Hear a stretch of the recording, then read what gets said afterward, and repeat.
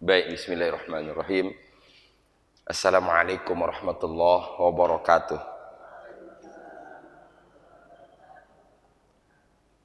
Alhamdulillah allazi anzala al-Qur'an hudan linnas wa bayyinatin minal huda wal furqan.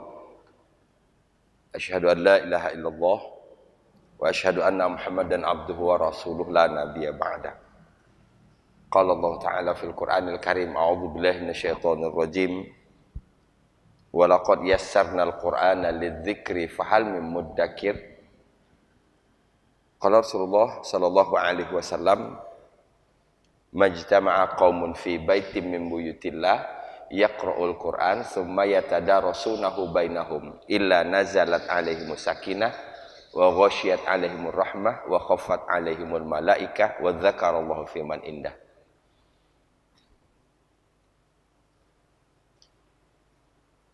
Puji syukur kita panjatkan kehadirat Allah Subhanahu wa taala. Nikmat iman, nikmat sehat, nikmat kesempatan masih Allah izinkan ada bersama kita. Kita berdoa, mudah-mudahan kita diberi kekuatan untuk dapat amanah terhadap amanah nikmat ini. Sehingga insya Allah kedepannya kita akan terus mendapatkan tambahan nikmat lagi. Perjalanan hidup sudah mengajarkan kepada kita dengan beragam kenikmatan. Kalau boleh dibagi, kenikmatan itu kita bagi menjadi dua. Pertama kenikmatan jasmani, kedua kenikmatan rohani. Dan dengan umur yang Allah berikan kepada kita, semua pun sudah terjawab bahwa kenikmatan jasmani itu terbatas. Sudah banyak di antara kita hari ini yang kenikmatan jasmaninya dikurangi oleh Allah Subhanahu wa taala. Makan sate kambing sudah tidak banyak lagi yang bisa. Ya. Makan durian, sekalipun musim durian belum tentu semua kita berani makan.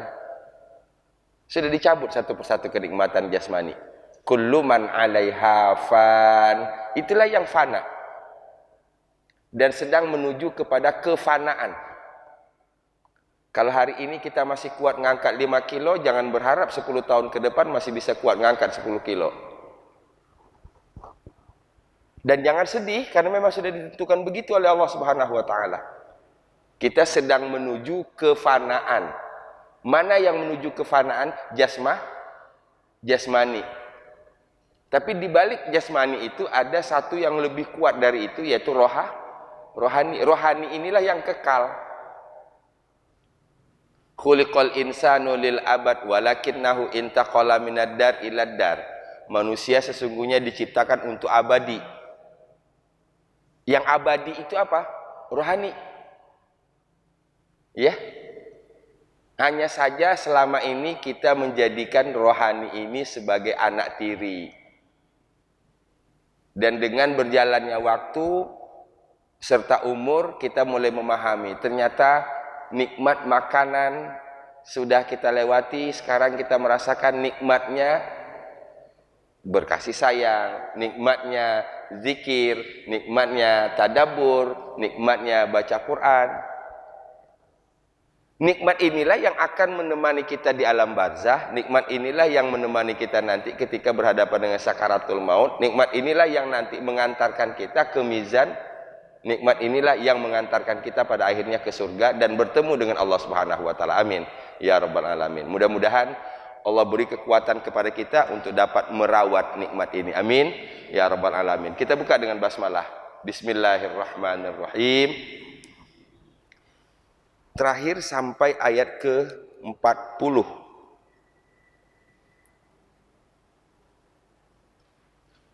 Dari 40 kemarin kita bisa simpulkan bahwa inil hukmu illa lillah amar alla ta'budu illa iyyahu dzalika ad-dinul qayyim walakinna aktsarun nas la ya'lamun. Segala hukum, segala ketetapan adalah milik Allah. Dan kita tidak diperintahkan untuk menyembah kecuali hanya hanya kepada Allah. Zalikad dinul qayyim. Itulah agama yang kokoh, itulah agama yang lurus. Kalau orang beragama sementara di sisi lain dia masih meyakini ada ilah-ilah selain Allah, maka inilah beragama yang rapuh. Hari ini taat, besok tidak taat. Hari ini soleh, besok lain lagi. Tapi kalau orang yang betul-betul berangkat dari meyakini la ilaha illallah, tidak ada sembahan kecuali hanya Allah, maka insya Allah dia tidak akan seperti itu. Walaupun misalnya ada fluktuasi iman, kadang iman lagi bagus, kadang iman lagi turun. Turun naiknya iman itu berhubungan dengan apa yang kita jalani dalam kehidupan sehari-hari. Semakin banyak kesibukan kita di luar dari ibadah, maka biasanya kita akan semakin kacau di sini. Semakin sulit untuk khusyuk, betul nggak? Ibu pergi kondangan, habis pergi kondangan, pergi lagi belanja, habis belanja ada arisan keluarga.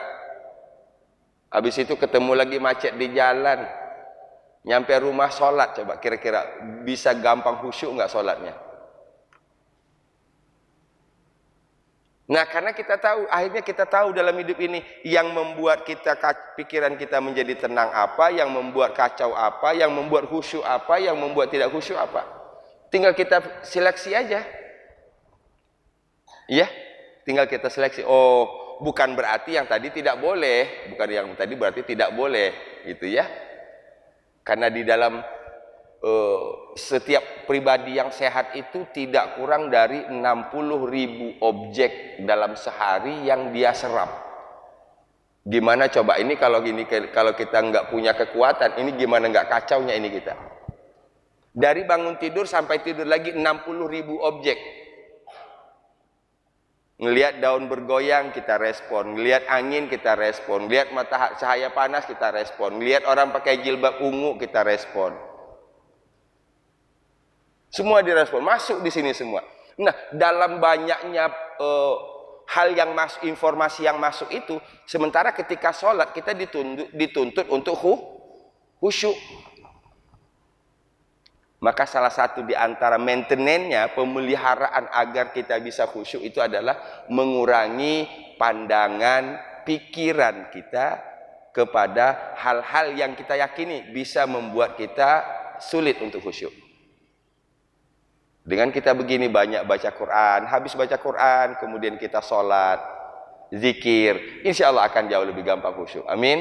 Ya Rabbal Alamin. Saya berharap mudah-mudahan tadabbur memberikan kontribusi untuk dapat bisa khusyuk, untuk dapat bisa menikmati sholat. Ya. Di ayat ke 38 dan 40, kita garis bawahi dulu ini. 38 disebutkan walakinna aktsaron nas la yashkurun. Ayat ke-40 walakinna aktsaron nas la ya'lamun. Jadi ada dua kelemahan manusia itu. Pertama la yashkurun, kedua la ya'lamun. Jadi kalau kita balik ini mafhum mukhalafahnya adalah orang yang bersyukur insyaallah ya'lamun. Bisa dipahami nggak menurut saya? Ya. Ayat 38 walakin aktsaron nas, tetapi kebanyakan manusia la yashkurun, mereka tidak bersyukur. Akibatnya di ayat ke-40 walakinna aktsaron nasi la ya'lamun, mereka tidak ngerti. Jadi kalau ini kita sebutkan sebagai kausalitas, mengapa mereka tidak ngerti? Karena mereka tidak bersyukur. Berarti kalau dibalik, bagaimana caranya supaya ngerti? Bersyukur. Ya. Allahumma ja'alna abdan syakirin. Ya Allah, jadikan kami semua hamba-Mu yang pandai bersyukur. Ayat ke-41. Bismillahirrahmanirrahim.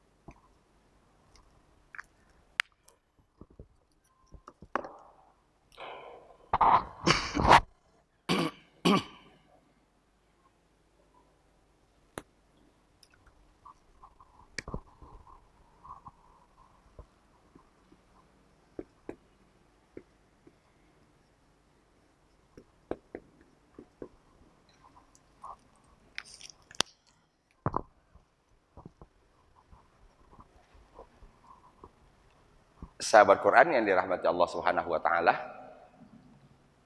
Ya sahibayi sijni. Sudah beberapa kali kan? Ini yang saya maksud. Dengan kita belajar seperti ini, insya Allah kata-kata yang kita temukan berulang kali semakin akrab di sini. Selama ini kita baca Quran, berarti sudah membaca juga kalimat-kalimat seperti itu. Cuman bedanya selama ini nggak pernah dingehin. Apa namanya? Lewat aja. Ya sahibayi sijni, ya sahibayi sijni. Tapi nggak pernah kita plototin gitu. Nah sekarang kita bikin nge. Ayat ke-41. Ya sahibayi sijni. Ayat ke-39. Ya sahibayi sijni.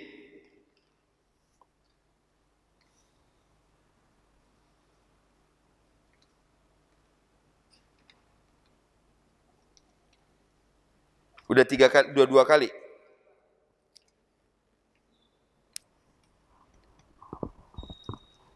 Nah, kalau pola ini kita pelihara, kalau pola ini kita pakai, maka nanti buah dari kita membaca Quran semakin hari semakin banyak kata-kata yang akrab di sini. Jadi tidak perlu semuanya diterjemahkan lagi, terutama kata-kata yang sudah sering ketemu. Tinggal lagi nanti kalau kita baca Quran ada kata-kata baru, nah baru kita lihat ini kata apa sih? Ini kayaknya baru deh. Ini kayaknya jarang ketemu deh, gitu. Ya. Jadi kita tahu mana yang banyak ketemu dan kita sudah hafal, yang baru ketemu baru kita bahas lagi. Sehingga insya Allah lama-kelamaan tanpa disadari semakin mudah memahami Quran. Ya. Contohnya misalnya ya kul ya ayyuhal kafirun. Mengapa kita hafal? Karena sering dibahas. Ya sahibayi sijni. Apa terjemahannya? Wahai wahai, ini sahibai, ini menunjuk kepada dua. Sahib kan kemarin. Apa saja makna sahib kemarin yang kita temukan dalam Quran? Sahabat. Ada lagi. Penghuni. Pemilik. Ya. Sahabat, penghuni, pemilik, itu dari kata sahib. Jamaknya ashab. Ashabul jannah. Nah itu bukan sahabat surga, tapi penghuni surga. Alam tara kaifa fa'ala rabbuka bi ashabil fil. Apa arti ashabil fil?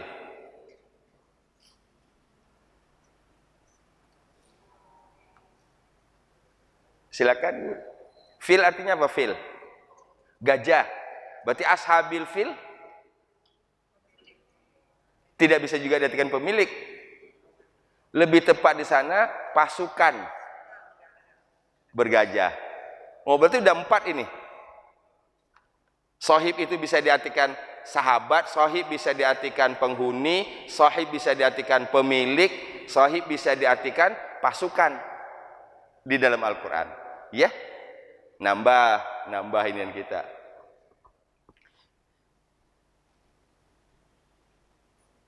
Kalau ashabul kahfi,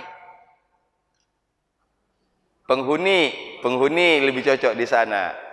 Wa ala alihi wa ashabihi. Dia artikan apa? Apa?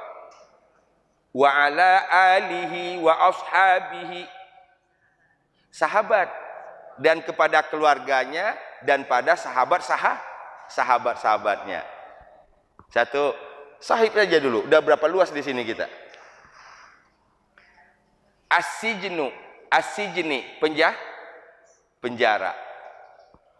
Amma, jadi kalau di sini wahai 2 orang sahabatku, wahai 2 orang penghuni penjara. Ya.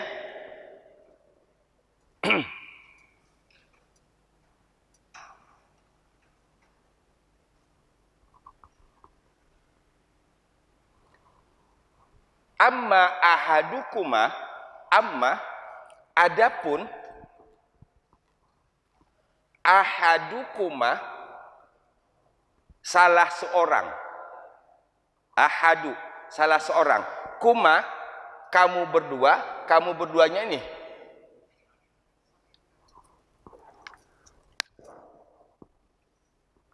Amma adapun ahadukuma salah seorang dari kamu berdua.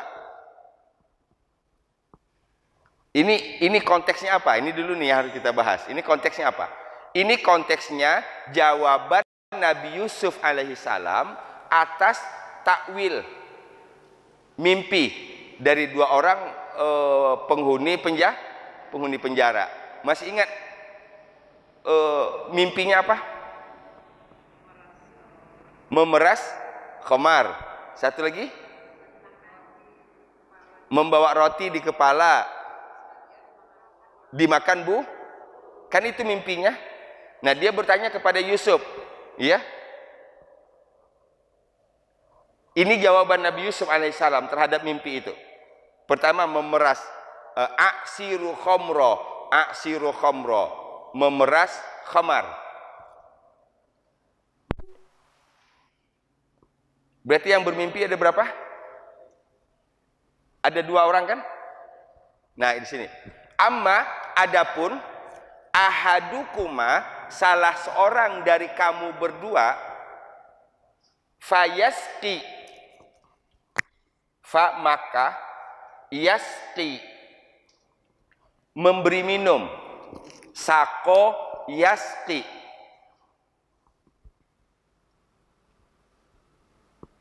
maka kebanyakan minum nanti jadinya sakau. Ya, itu sako yaski. Kalau di dalam Quran kita temukan surah Al-Baqarah istasqo, meminta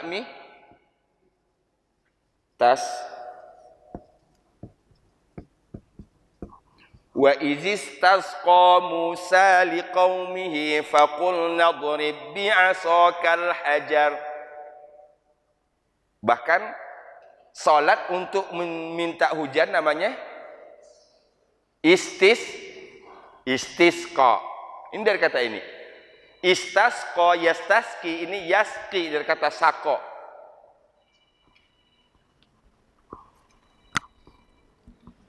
Ianya dia.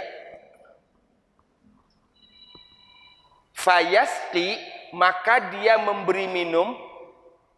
Dianya siapa? Ahadukuma.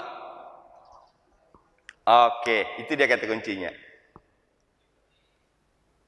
Yo, alon-alon kita pahami ini melalui bahasanya, sehingga nanti ketika kita membacanya sudah tidak perlu diterjemahkan lagi dan kita sudah tahu, oh ini ya-nya menunjuk kepada dia. Dianya siapa? Salah seorang dari mana? Dua orang penghuni penjara. Wow, satu ayat aja ini udah banyak. Saya ulang. Ya sahibayi sijni. Ini namanya harfun nida, manggil. Yang manggil siapa? Yusuf. Yang dipanggil dua orang penghuni penjara. Untuk apa Yusuf memanggil dua orang ini? Untuk memberitahukan takwil mimpi. Amma adapun ahadukuma salah seorang dari kamu berdua fayasqi maka dia akan memberi minum. Kita telusuri dari segi bahasa. Dia sebagai subjek. Dia sebagai subjek. Objeknya adalah khamro. Khamro juga sudah dua kali nih kita ketemu. Khamro kita sederhanakan khamar. Jadi fayasqi maka dia memberi minum khamar. Ya, atau maka dia memberi minum khamar rabbahu kepada tuannya.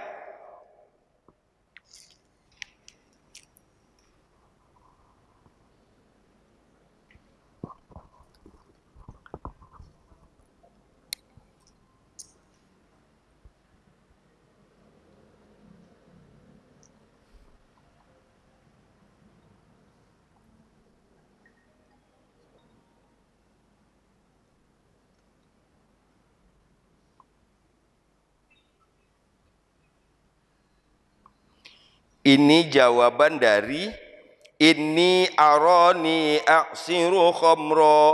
Ayat 36.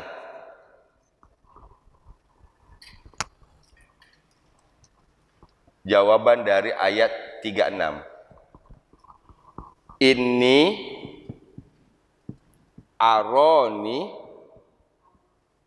a'siru khamra. Sesungguhnya aku bermimpi memeras anggur. Aku bermimpi memeras anggur. Khamra. Nah, di sini bukan anggur lagi, di sini diartikan sini. Khamar. Ya. Fayasqi, maka dia akan memberi minum rabbahu kepada tuannya, khamra, khamar. Ini jawaban dari mimpinya ini. Ini di ayat ke-36. Aku bermimpi, sesungguhnya aku memeras anggur. Aku memeras anggur. Apa maknanya memeras anggur itu? Makna mimpi ini, jawaban Nabi Yusuf alaihissalam adalah ini. Fayasqi rabbahu khamra. Dia akan memberi minum khamar kepada tuannya.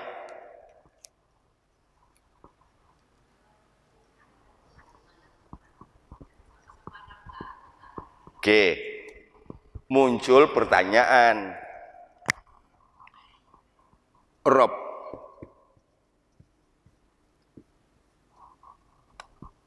kalau tadi kita sudah kumpulkan, kita rapikan catatannya. Tadi kita sudah kumpulkan minimal yang kita temukan di dalam Al-Quran, ada 4 arti sohib. Baik dalam bentuk tunggal maupun dalam bentuk jamak. Sohib tunggalnya, jamaknya ashab. Bisa berarti sahabat, bisa berarti penghuni, bisa berarti pemilik, bisa berarti tentara atau pasukan bergajah, ashabil fil. Nah, sekarang kita bahas lagi rob. Rob itu secara bahasa berarti pengatur, pengawas, pendidik, pemelihara. Kita tambahkan di luar dari ini, diartikan lagi dalam bahasa ini, tuan.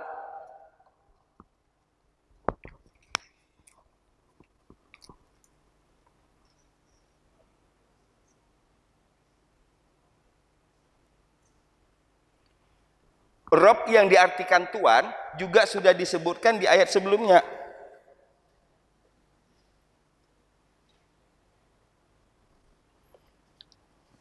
Ingat kita ketika Zulaikhah merayu Yusuf,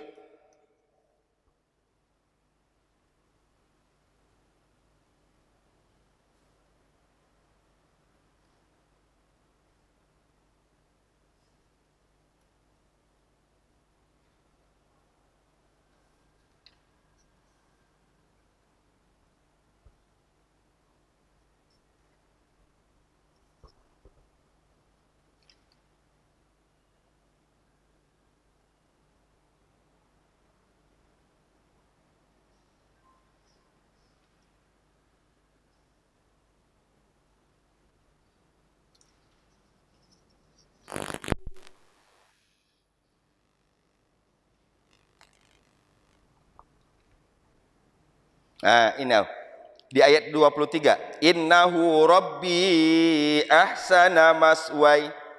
Ayat ke-23, innahu rabbi ahsana maswai. Rabbi juga. Rabbi di situ bukan diartikan Tuhan, tapi tuan. Ya. Bahkan ada 2 pendapat, ada yang mengatakan Tuhan, ada yang mengatakan tuan. Jadi Rabb pengatur, pengawas, pendidik, pemelihara, tuan. Sekarang kalau dalam doa, ini kita sebut doanya Rabbana. Selama ini Rabbana diartikan Tuhan kami. Tuhan kami. Kalau begitu apa bedanya Rabbana dengan Allahumma? Allahumma artinya apa? Ya Allah. Rabbana, Tuhan kami. Oke, itu yang kita pahami selama ini. Kalau saya lebih suka menerjemahkan Rabbana itu, wahai pemelihara kami, wahai pengatur kami, wahai pengawas kami, wahai pendidik kami. Maka namanya tarbiyah. Tarbiyah itu dari kata Rob. Jadi kalau di kampus ada namanya fakultas tarbiyah, itu artinya fakultas pendidikan. Gitu.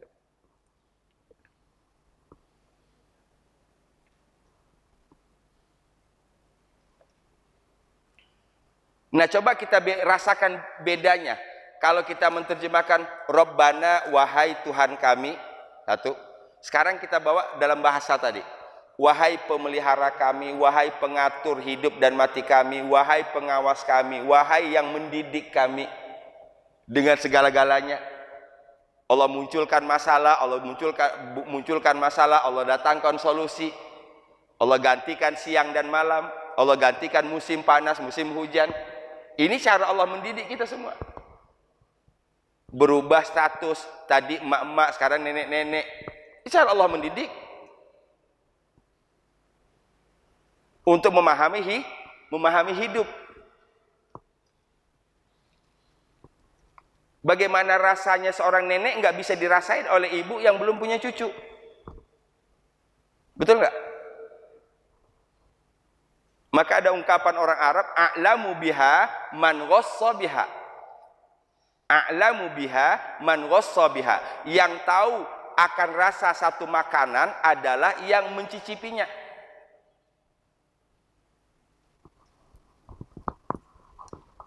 Ini pepatah Arab.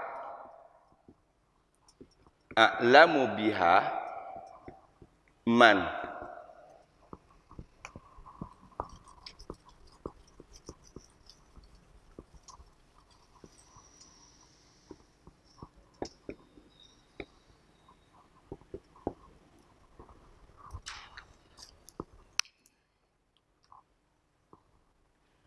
A'lamu biha man ghassa biha. Orang yang mengetahui satu rasa itu adalah orang yang sudah mencicipi. Maka saya sering menyebutkan begini, kalau orang ibu mau menceritakan nikmatnya duren kepada orang yang belum pernah makan duren, jangan pakai definisi jelasinnya. Jangan pakai definisi menjelaskan nikmatnya duren itu, nggak bakalan nyambung nanti. Yang paling enak adalah pulang ngaji, bawa pergi di dekat perapatan Joglo, beli duren, ajak makan. Nggak usah dijelasin, dia langsung tahu rasanya. Iya kan? Gitu. A'lamu biha man ghassa biha. Orang yang mengetahui rasa sesuatu adalah yang sudah mencicipi. Nah, hubungannya dengan tadi, bagaimana rasanya jadi seorang ayah? Tidak dirasakan oleh orang yang belum menikah, yang belum punya anak. Bagaimana rasanya jadi seorang kakek dan nenek? Tidak bisa dirasakan, difahami oleh orang yang belum punya cucu dan belum punya cucu. Nah, berarti hidup ini dengan berbagai macam perjalanannya mengantarkan kita kepada banyak macam rasa tadi. Dari sekian rasa itu kita buat kesimpulan, inilah hidup.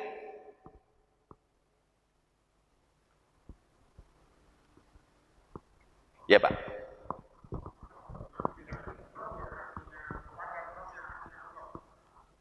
Oke.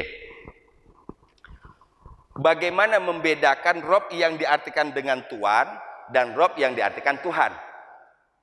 Yang paling sederhana, yang paling mudah memahaminya, memahami konteks ceritanya. Iya, gitu. Kalau misalnya bertanya, man robba hadzal ibil? Misalnya ada pertanyaan,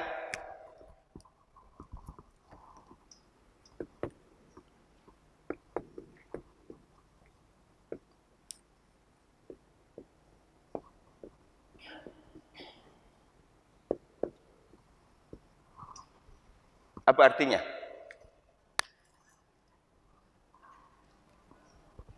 Apa buati?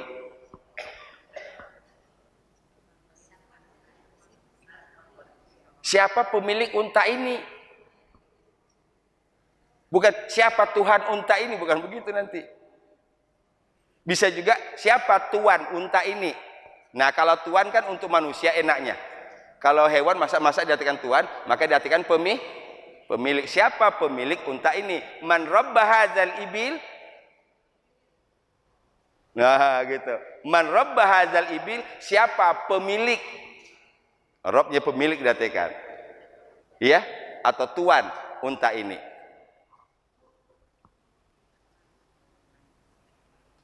Ternyata masih banyak yang perlu dibahas ya. Ternyata masih banyak yang perlu dibahas, padahal ini kita lakukan, ucapkan setiap hari. Oke, tadi dari segi bahasa, Rabbana Allahumma. Rabbana artinya wahai pemelihara kami, wahai pengatur kami, wahai pengawas kami, wahai pendidik kami. Allahumma ya Allah. Satu. Kedua, kalau Rabb itu melihat Allah dari segi sifat. Apa sifat Allah tadi? Yang mengatur, mengawas, mendidik, memelihara. Berarti ketika kita berdoa menggunakan kata Rabb, pikiran kita kepada sifat-sifat Allah. Tapi ketika kita menggunakan kata Allahumma, yang dituju adalah zatnya. Maka namanya lagi dalam ilmu tauhid ini nanti dari sini disebut dengan tauhid rububiyah. Ini disebut dengan tauhid uluhiyah.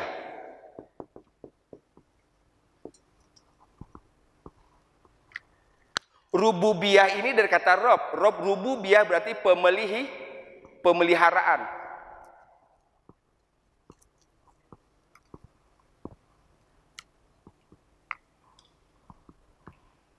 Siapa yang menciptakan langit? Allah. Siapa yang menciptakan bumi? Allah. Siapa yang menurunkan hujan? Allah. Itu tauhid rububiyah. Nah, ketika Allahnya, siapa yang kita sembah? Allah. Tauhid uluhiyah. La ilaha illallah. Itu tauhid rububiyah. Jadi, kalau kita misalnya panjang ini kalau kita teruskan. Alhamdulillahi Rabbil Alamin. Alhamdulillahi Rabbil Alamin. Segala puji bagi Allah yang memelihara semesta alam. Berarti di ayat kedua Al-Fatihah ini kita langsung diajak untuk melihat sifat-sifat Allah. Dan dalam sifat-sifat Allah itu yang kita temukan adalah Alhamdulillah. Apa tadi? Pujian. Nah, kalau kita memuji sifat Allah, bawakan lagi ke dalam diri kita. Apakah sifat-sifat yang ada dalam diri kita terpuji? Baru ayat kedua Al-Fatihah. Ya? Bisa dipahami? Jadi, Rabbana, wahai pemelihara kami, wahai pengatur kami, wahai pengawas kami, wahai pendidik kami. Itu pun masih belum dapat tadaburnya kalau di situ. Bawakan dalam kehidupan sehari-hari. Allah memunculkan rasa lapar, memunculkan rasa haus. Dari haus kita minum, dari lapar kita makan. Allah munculkan rasa ngantuk. Dari ngantuk kita tidur. Allah pergantikan siang dan malam. Inilah cara Allah menjaga manusia. Coba kalau nggak punya rasa ngantuk, gimana nggak hancurnya tubuh kita ini? Atau orang yang nggak bisa tidur, yang kalau mau tidur harus makan obat dulu. Ada kan? Banyak. Kita bersyukur alhamdulillah, pelor kita mah. Nempel molor. Nah kan kita pelor, nempel molor. Iya kan, pelor. Nempel aja ke bantal, pelor. Nggak usah ke bantal deh, nempel aja ke tembok begini. Bagian dari nikmat Allah yang harus kita syukuri. Ada banyak orang di luar sana yang kalau mau tidur harus minum obat dulu. Saya punya anak murid masih muda padahal, baru 40-an itu. Itu sudah minum obat setiap hari kalau mau tidur. Sehingga bahayanya kalau dia pagi nyetir dan bawa mobil atau motor, yang bahayanya itu kadang-kadang nyelonong kemana-mana itu motor, kadang mobil nyelonong kemana-mana karena tadi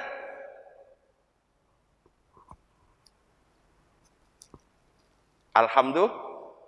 Nah, kalau kita tidak bandingkan begini, kita nggak berasa tuh nikmat ada di kita.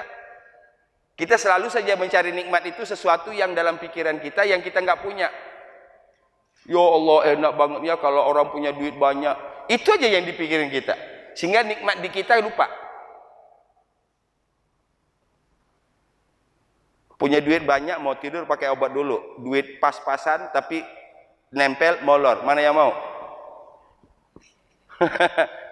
Kalau boleh milih kan gitu? Boleh milih.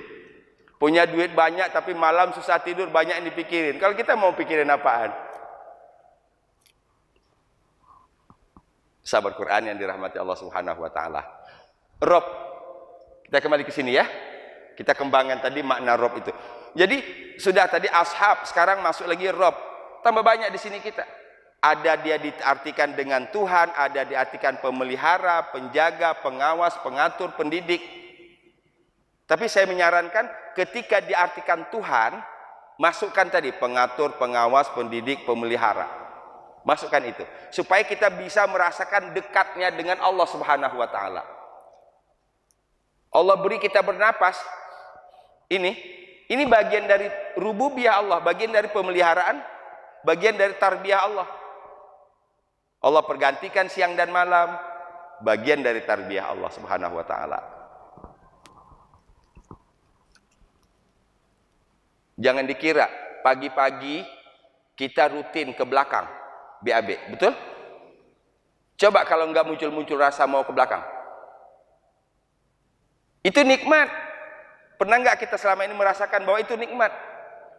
Itu nikmat tarbiyahnya Allah ini. Justru jadi masalah kalau sampai 2 hari nggak ke belakang.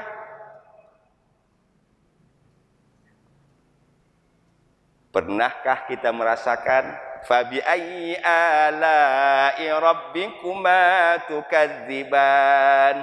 Maka nikmat yang mana yang kamu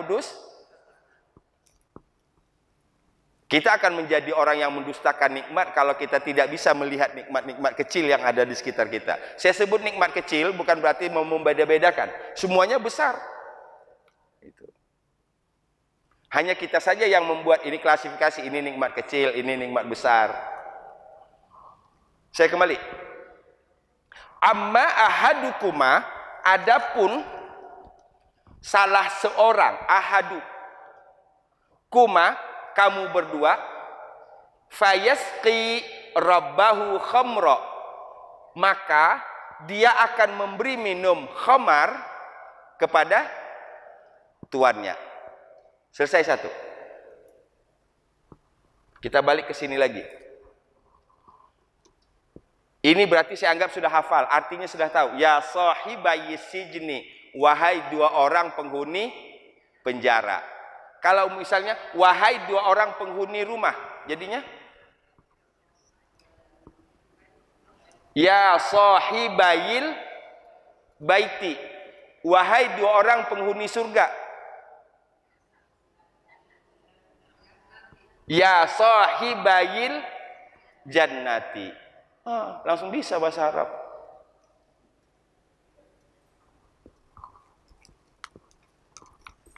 Wahai 2 orang penghuni masjid.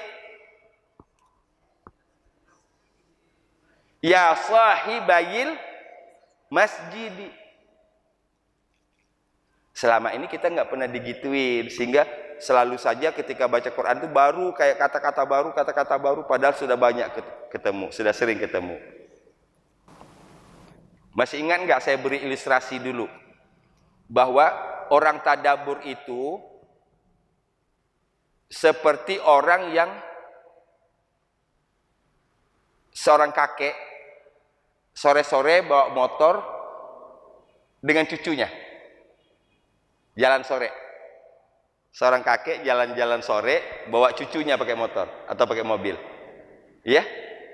Maka dia kalau berjalan dia akan lihat-lihat tuh di kiri kanan. Jalan ke swadaya, macet minta ampun. Oh, di sini ada jualan ini. Oh, di sini ada jual ubi cilembu. Oh, di sini ada ini. Itu kalau dia jalannya seperti itu. Tapi beda kan dengan orang berangkat kantor. Kalau orang berangkat kantor, ngeh nggak yang di kiri kanannya? Apalagi diburu-buru waktu. Karena dia nggak akan fokus ke yang lain, dia hanya fokus ke jalur. Selama ini baca Quran kita seperti itu. Fokusnya apa? Shadaqallahul. Baca Yasin, fokusnya selesai 83 ayat. Baca Kahfi, fokusnya selesai 110 ayat. Baca Al-Muluk, fokusnya selesai 30 ayat. Apa tadi yang dilewati habis dibaca?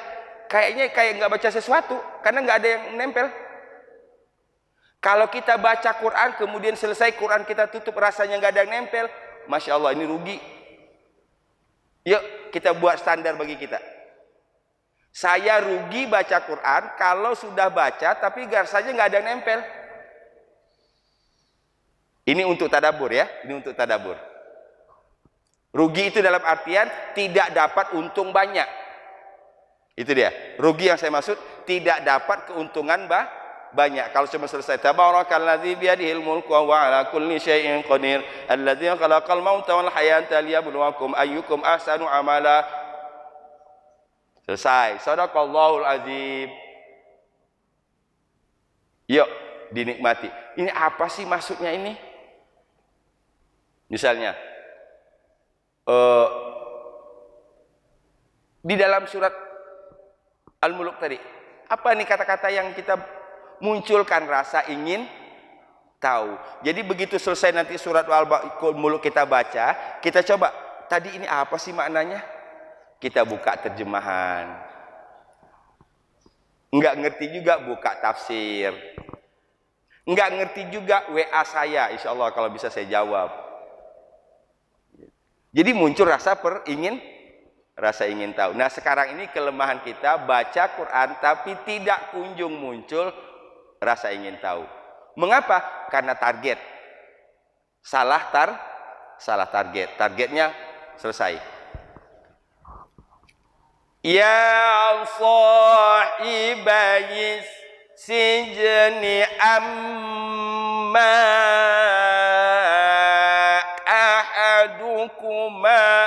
ahadukuma fayasqi rabbahu khamra. Ya sahibayis sijni amma ahadukuma fayasqi rabbahu khamra. Lagi sambil perhatikan tulisannya. Saya berharap mudah-mudahan yang mungkin bacaannya belum lancar melalui tadabbur ini menjadi lancar ya.